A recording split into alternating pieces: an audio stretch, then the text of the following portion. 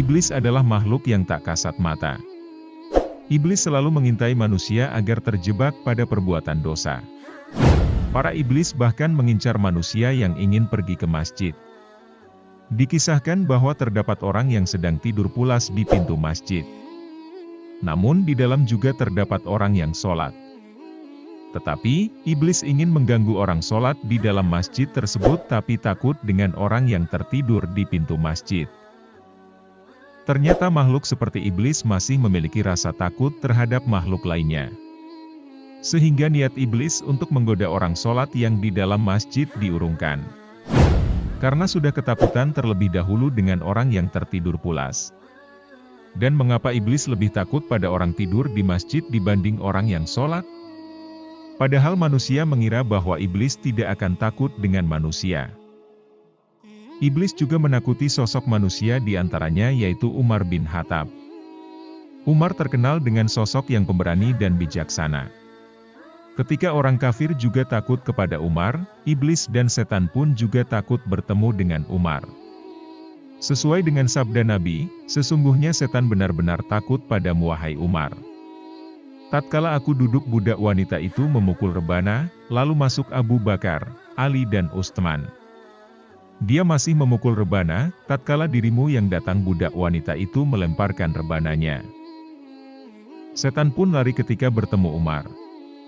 Sesuai sabda Nabi, sungguh aku melihat setan dari kalangan manusia dan jin lari dari Umar. Hadis riwayat Tirmidzi. Itulah sosok pemimpin dan memiliki iman yang kokoh sehingga jin dan setan takut kepada Umar.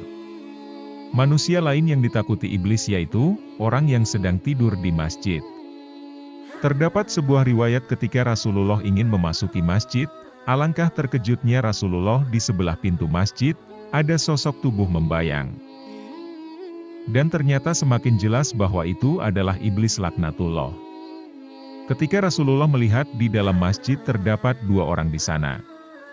Yaitu orang yang sedang sholat dan tertidur pulas. Iblis ragu dan takut antara masuk masjid atau tidak. Rasulullah bertanya, "Wahai iblis, apa yang hendak kamu lakukan di sini?" "Aku hendak masuk masjid dan merusak sholatnya orang itu. Tetapi aku merasa takut terhadap orang yang sedang tidur itu." Jawab iblis, "Wahai iblis, mengapa engkau takut terhadap orang yang sedang tidur dan tidak takut kepada orang yang tengah sholat dan bermunajat kepada Allah?" Tanya Rasulullah semakin penasaran. "Ya Rasulullah, orang yang sedang sholat tersebut adalah orang yang bodoh, ia tidak tahu syarat hukumnya sholat, tumakninah, dan tidak bisa sholat dengan khusyuk. Sedangkan orang yang sedang tidur itu adalah orang yang alim, maka jika aku merusak sholatnya orang bodoh itu, aku khawatir, dia akan membangunkan orang yang sedang tidur itu kemudian mengajari dan membetulkan sholatnya orang yang bodoh tadi." Iblis menjawab dengan ketakutan. Rasulullah mengangguk-anggukan atas jawaban iblis tersebut. Ia semakin sadar bahwa ilmu adalah senjata untuk mencapai kesejahteraan dan keselamatan dunia dan akhirat. Itulah alasan mengapa iblis malah takut sama orang yang tidur daripada yang sholat di masjid. Begitu mulianya tidurnya orang yang mempunyai ilmu.